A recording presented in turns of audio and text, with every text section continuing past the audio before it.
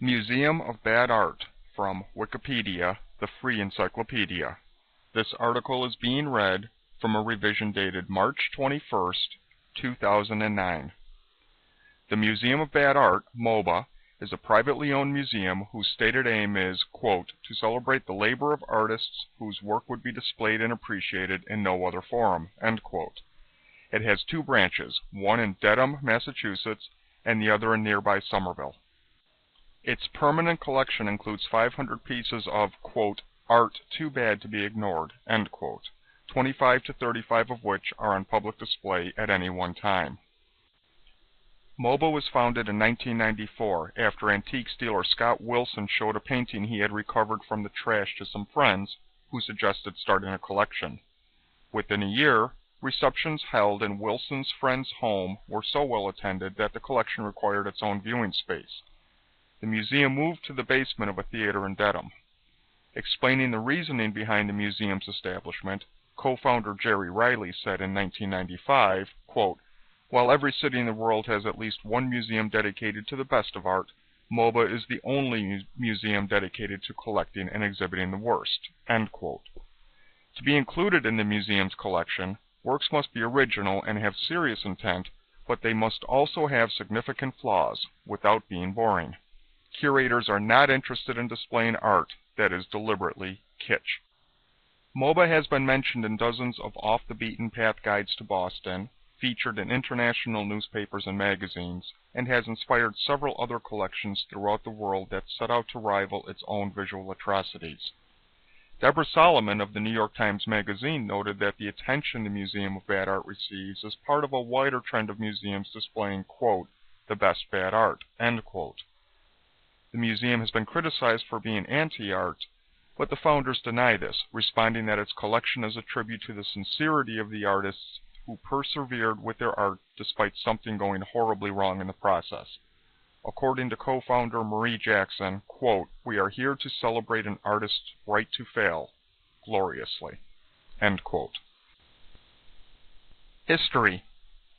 The Museum of Bad Art was established in 1994 by antiques dealer Scott Wilson, who discovered what has become the museum's signature piece, Lucy in the Field with Flowers, protruding from a trash can in a Roslindale area curb in Boston among some garbage waiting to be collected. Wilson was originally interested only in the frame, but when he showed the picture to his friend Jerry Riley, Riley wanted both the frame and the painting. He exhibited Lucy in his home and encouraged friends to look for other bad art and notify Wilson of what they found. When Wilson acquired another, quote, equally lovely, end quote, piece and shared it with Riley, they decided to start a collection. Riley and his wife, Marie Jackson, held a party in their basement to exhibit the collection to date, and hosted a reception titled The Opening of the Museum of Bad Art. Regular showings of the pieces collected by Wilson, Riley, and Jackson, and those donated by others, became too much for Riley and Jackson's small home in West Roxbury, Massachusetts, as hundreds of people attended the receptions. Word spread about the collection until, according to, quote, permanent interim acting director, end quote, Luis Riley Sacco, quote, it got completely out of hand, end quote, when a group of senior citizens on a tour bus stopped to see it. In 1995, the display space was moved to the basement of the Dedham Community Theater, a building with an aesthetic described in 2004 as, quote, ramshackle, end quote. The museum in Dedham has no fixed operating hours, instead opening when the theater upstairs is open. As the Boston Globe notes, the art collection is appropriately, quote, just outside the men's room, end quote, where sounds and smells carry to the collection. The constant flushing of the toilet, quote, supposedly helps maintain a uniform humidity, end quote, according to the South China Morning Post. In MOBA's early days, the museum hosted traveling shows. On one occasion, the works were hung from trees in the woods on Cape Cod for the, quote, Gallery in the Woods Gala, end quote. Bad music was played during the public viewings to complete the ambience. In an exhibition titled, quote, Awash in Bad Art, end quote, 18 pieces of art were covered in shrink wrap and placed in a drive-through car wash. Co-founder and former director of aesthetic interpretation Marie Jackson said, quote, we didn't put any watercolors in there, end quote. MoBA features its works in rotating collections. In 2003, quote, Freaks of Natures, end quote, focused on landscape artwork, quote, gone awry, end quote.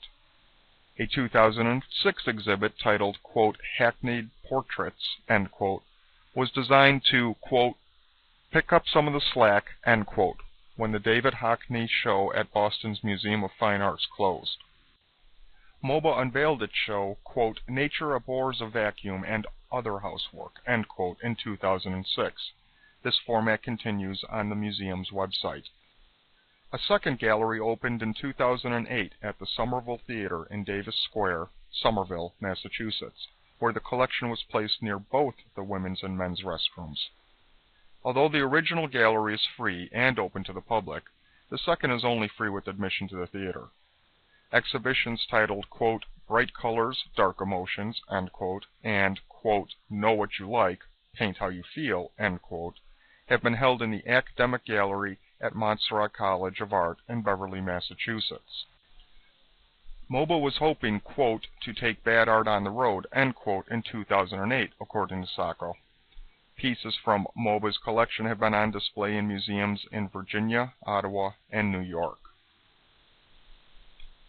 In February 2009, MoBA announced a fundraiser to assist the Rose Art Museum at Brandeis University, which was seriously considering whether to sell masterpieces because of the global financial crisis of 2008-2009. Made worse for the university by its participation in Bernard Madoff's Ponzi scheme. Current MoBA curator and balloon artist musician Michael Frank placed Studies in Digestion, a 4-panel piece showing 4 renditions of the human digestive tract in various media, on eBay for a buy-it-now price of $10,000. The first bid was $24.99. It eventually sold for $152.53, and the merger proceeds went to the Rose Art Museum, while both museums gained publicity. Thefts. The loss of 2 MoBA works to theft has drawn media attention and enhanced the museum's stature.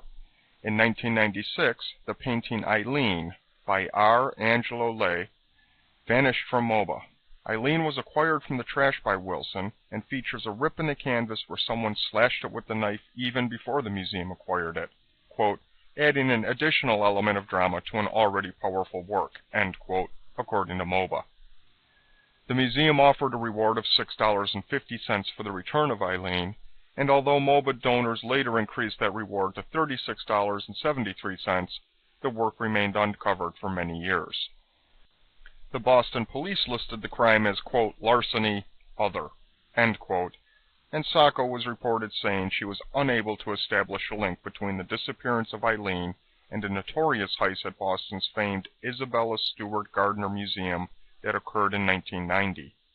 In 2006, 10 years after Eileen was stolen, MoBA was contacted by the purported thief demanding a $5,000 ransom for the painting.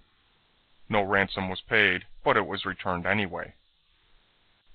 Prompted by the theft of Eileen, MoBA's staff installed a fake video camera over a sign at their Dedham branch. The sign said, quote, warning, this gallery is protected by fake video cameras, end quote. In 2004, despite this deterrent, Rebecca Harris's self-portrait as a drainpipe was removed from the wall and replaced with a ransom note demanding $10, although the thief neglected to include any contact information. Soon after its theft, the picture was returned with a $10 donation.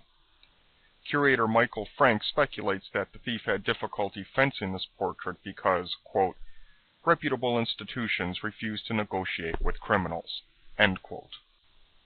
Collection standards. Although the museum's motto is, quote, art too bad to be ignored, end quote, MoBA holds rigorous standards as to what they will accept. According to Marie Jackson, quote, 9 out of 10 pieces don't get in because they're not bad enough. What an artist considers to be bad doesn't always meet our low standards, end quote. As stated in the introduction to The Museum of Bad Art Masterworks, the primary attribute of an objet d'art to be acquired by MoBA is that it must have been seriously attempted by someone making an artistic statement.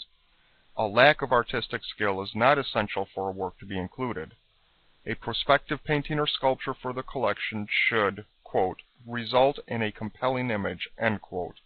Or as honorary curator Ali Hollowell stated, the art must have an, quote, oh my god, end quote quality. An important criterion for inclusion is that a painting or sculpture must not be boring. Michael Frank says they are not interested in commercial works like dogs playing poker. Quote, we collect things made in earnest where people attempted to make art and something went wrong, either in the execution or in the original premise, end quote. Montserrat College of Art used MOBA's exhibition as a demonstration to its students that, quote, sincerity is still important and pureness of intent is valid, end quote. MOBA accepts unsolicited works if they meet its standards. Frequently, curators consider works by artists who display an intensity or emotion in the art that they are unable to reconcile with their level of skill. The museum dedicated a show to, quote, relentless creativity, end quote, in an exhibition titled, quote, I just can't stop, end quote, that was covered by local news and CNN. Other artists are clearly technically proficient, but attempted an experiment that did not end well. Dean Nimmer, a professor at the Massachusetts College of Art, also holding the title of MOBA's Executive Director of Good Taste, noted the parallels between the Museum of Bad Art standards and those of other institutions. Quote, they take the model of a museum of fine arts and apply the same kind of criteria to acceptance for bad work. Their rules are very similar to a gallery or museum that says, well, our area is really installation art or realist paintings or neo-postmodern abstractions, end quote. MOBA does not collect art created by children. Art traditionally perceived as lesser quality, such as black velvet paintings, paint by numbers, kitsch, or factory-produced art, including works specifically created for tourists, or crafts such as latch hook rug kits. MOBA curators suggest that more appropriate venues for such works would be the, quote, Museum of Questionable Taste, the International Schlock Collection, or the National Treasury of Dubious Home Decoration, end quote. The Museum of Bad Art has been accused of being anti-art, or taking works that were sincerely rendered and then mocking them. However, Scott Wilson insists that a work of art accepted into MOBA is a celebration of the artist's enthusiasm. Marie Jackson reiterated this thought, also saying, quote, I think it's a great encouragement to people who want to create and are held back by fear, and when they see these pieces, they realize there's nothing to be afraid of. Just go for it, end quote. Louise Riley Seiko agreed, stating, quote, if we're making fun of something, it's the art community, not the artists. But this is a real museum. It's 10 years. It's 6,000 people on a mailing list. It's recognition all over the world, end quote. Curators insist that artists whose works are selected by the MOBA enjoy the attention and that it is a win-win. The museum gains another work of art, and the artist receives exposure in a museum. A 1997 article in the Chicago Tribune stated that none of the 10 to 15 artists who had stepped forward to acknowledge their work in MOBA had been upset. Most of the works in MOBA are donated, often by the artists themselves. Others come from yard sales or thrift stores. The Trash Collectors Union in Cambridge has donated works rescued from imminent demise. Occasionally a painting may be purchased. At one time, MOBA's policy was not to spend in excess of $6.50 on any piece. More recently, twice and even 3 times that amount has been paid for an exceptional work. Those pieces not retained by the museum are included in a, quote, rejection collection, end quote, that may be sold at auction. In the past, some proceeds went to the Salvation Army for providing so many of MOBA's pieces. The museum itself usually benefits from most auctions. Collection highlights. Each painting or sculpture MOBA exhibits is accompanied by a brief description of the media, size, name of the artist, as well as how the piece was acquired, and an analysis of the work's possible intention or symbolism. Museum's Journal noted that the discussion accompanying each work would most likely have visitors reduced, quote, to hysterics, end quote. The captions, described as, quote, distinctly tongue-in-cheek commentaries, end quote, by David Much of the Christian Science Monitor, were primarily written by Marie Jackson until the, quote, dissolution of the MOBA interpretive staff, end quote. The task was then taken over by Michael Frank and Luis Riley Seco. Lucy in the Field with Flowers. Many of MOBA's works generate extensive discourse from visitors. Lucy in the Field with Flowers, oil on canvas by Unknown, acquired from Trash in Boston, remains a favorite with the news media and patrons. As the first work acquired by the museum, Lucy is, quote, a painting so powerful it commands its preservation for posterity, end quote, setting a standard by which all future acquisitions would be compared and causing MOBA's founders to question if Scott Wilson found Lucy, or she found him. Kate Swoger of the Montreal Gazette called Lucy a, quote, gorgeous mistake, end quote, describing her thus, quote, an elderly woman dancing in a lush spring field, sagging breast flopping willy-nilly, as she inexplicably seems to hold a red chair to her behind with one hand and a clutch of daisies in the other, end quote. Author Cash Peters, using less florid language, summarized it as, quote, the old woman with an armchair glued to her ass, end quote. MOBA's statement about Lucy reads, quote, the motion, the chair, the sway of her breast, the subtle hues of the sky, the expression on her face, every detail combines to create this transcendent and compelling portrait. Every detail cries out, masterpiece, end quote. The Times recounted comments left by a museum visitor regarding the, quote, endless layer of mysteries, end quote, the image offers. Quote, what is Norman Mailer's head doing on an innocent grandma's body? And are those crows or F-16 skimming through the hills? End quote. Lucy's granddaughter, a Boston area nurse named Susan Lawler, became a fan of MOBA after seeing the portrait of her grandmother, true name Anna Lely Keene, in a newspaper, causing Lawler to snort Coca-Cola from her nose in astonishment. The painting was commissioned by her mother, and it hung in her aunt's house for many years, despite the trepidation family members felt at seeing the final composition. Says Lawler, quote, the face is hauntingly hers, but everything else is so horribly wrong. It looks like she has only one breast. I'm not sure what happened to her arms and legs, and I don't know where all the flowers and yellow sky came from, end quote. Sunday on the Pot with George. Sunday on the Pot with George, acrylic on canvas by Unknown, donated by Jim Schulman, has been deemed, quote, iconic, end quote, by Bella English of the Boston Globe, who assures the work is, quote, 100% guaranteed to make you burst out laughing, end quote. Scott Wilson offered George as an example of a technically well-executed piece of art using a subject not usually seen rendered in paint.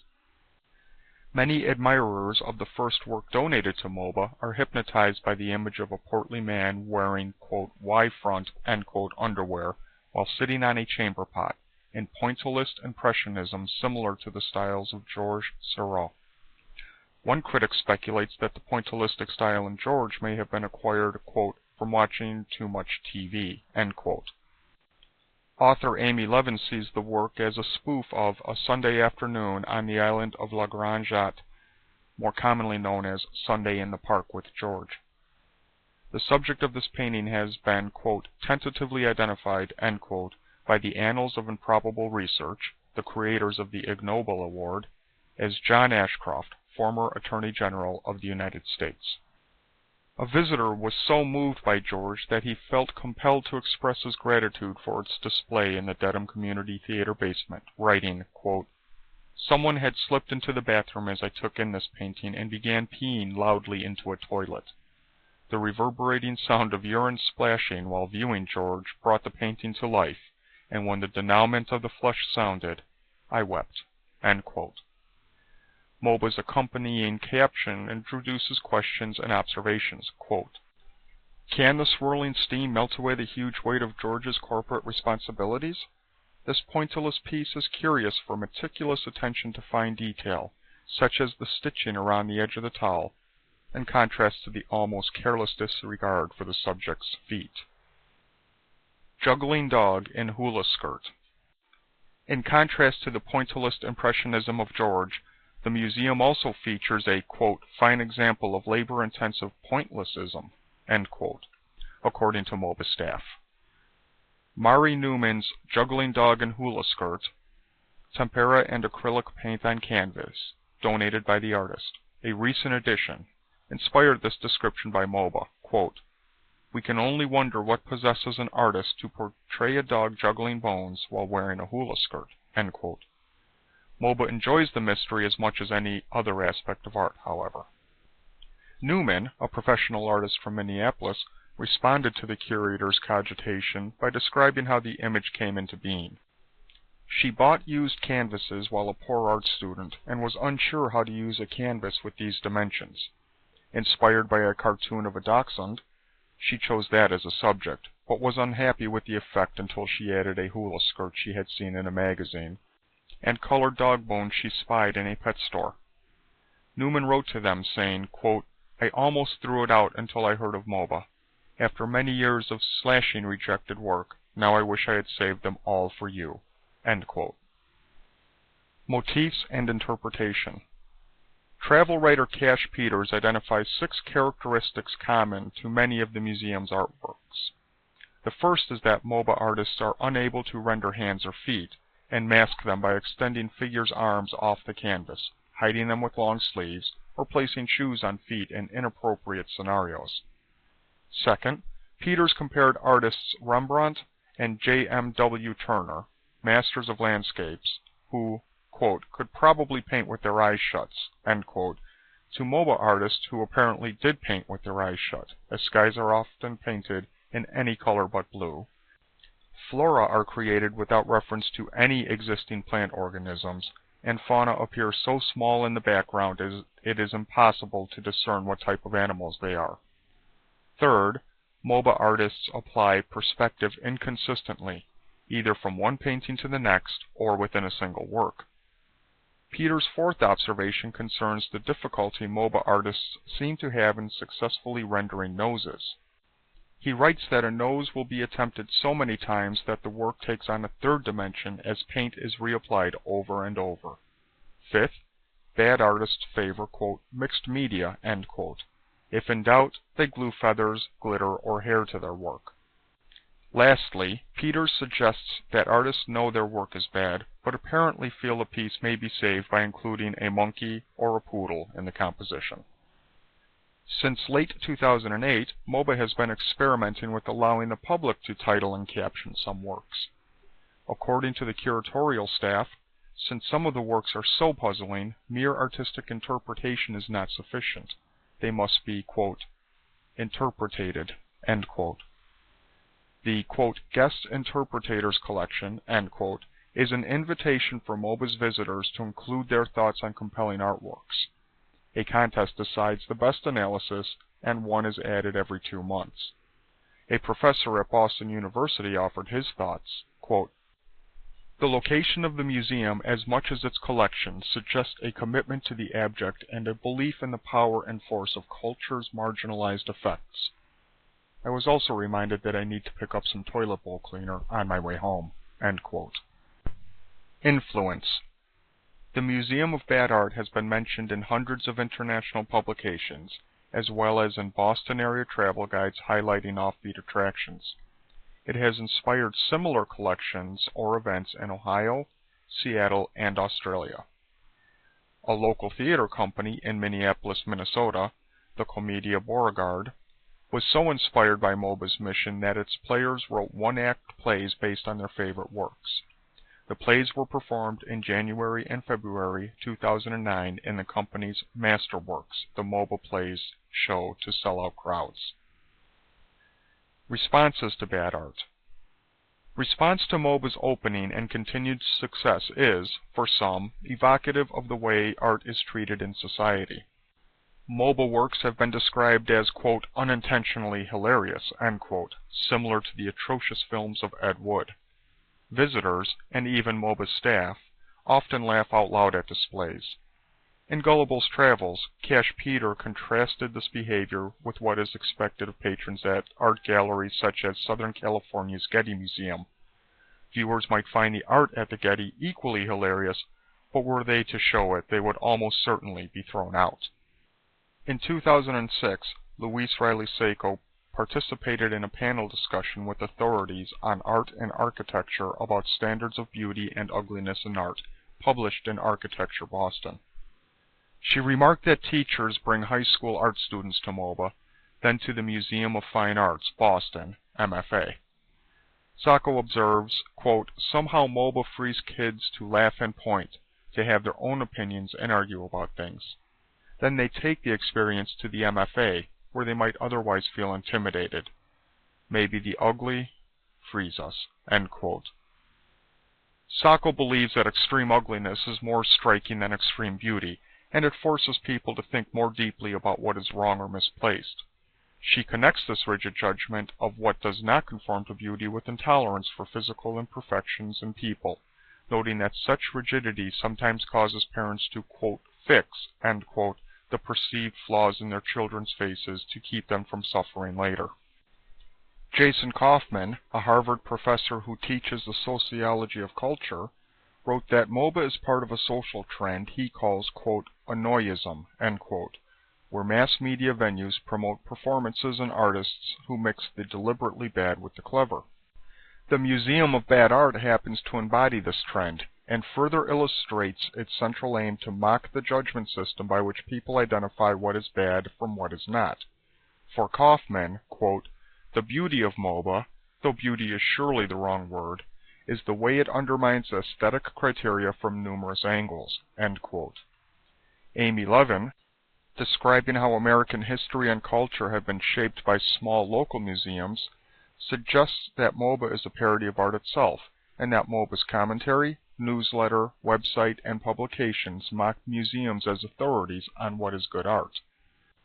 The director of the Ellipse Arts Center, a gallery in Arlington, Virginia that hosted a traveling exhibition of MoBA works, was astonished to see people's exuberant laughter because no one visiting the Ellipse had ever responded to art this way. She observed, quote, if it didn't have a sign on the door, people might not think it's so bad. Who's to say what's bad and what's good? End quote. Deborah Solomon, in the New York Times Magazine, asserted that MoBA's success reflects a trend in modern art among artists and audiences. The arrival of abstraction and modern art in the early 20th century made art appreciation more esoteric and less accessible for the general community, showing that, quote, the American public thinks of museums as intimidating places ruled by a cadre of experts whose taste and rituals seem as mysterious as those of Byzantine priests, end quote. Bad art is in vogue as a movement that rejects the anti-sentimentalism that marked earlier disdain for artists such as Norman Rockwell or Gustave Moreau, according to Solomon. Garen Daly, a MoBA fan on several Boston area art councils, stated in 1995, quote, I go to a lot of openings, and sometimes they're pretty damn stuffy, end quote. Not only does the Museum of Bad Art offer different fare for the eyes, but instead of the wine and cheese that is provided for most museum and art gallery visitors, a MoBA show provides its patrons with Kool-Aid, Fluffernutters, and cheese puffs. Use in academic research. The Museum of Bad Art has been used in academic studies as a standard of reference for the spectacularly awful. In one such study, published in Perspectives on Psychological Science, researchers tested the consistency of responses between people asked to make, quote, gut, end quote, judgments versus those who gave conscious, well-reasoned responses regarding the quality of various pieces of art.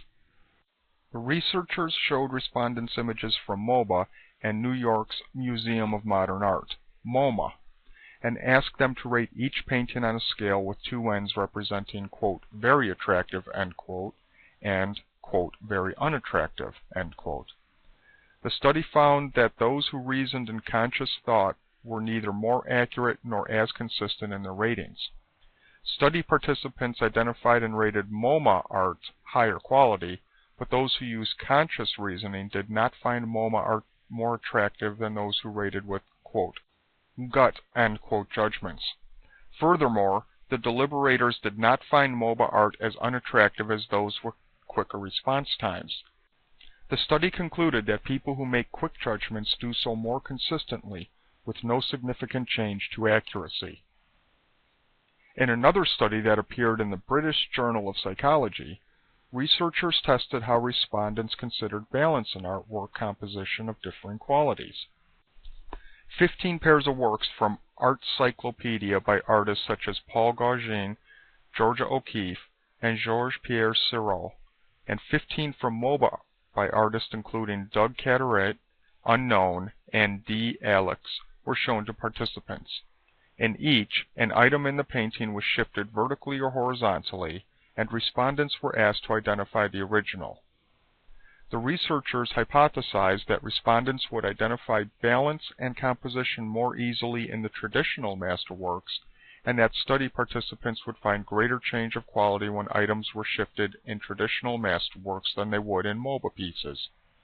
However, the study concluded that balance alone did not define art of higher quality for the participants, and that respondents were more likely to see that original art was more balanced than the altered version, not necessarily that the traditional art was significantly better composed and balanced than MOBA works.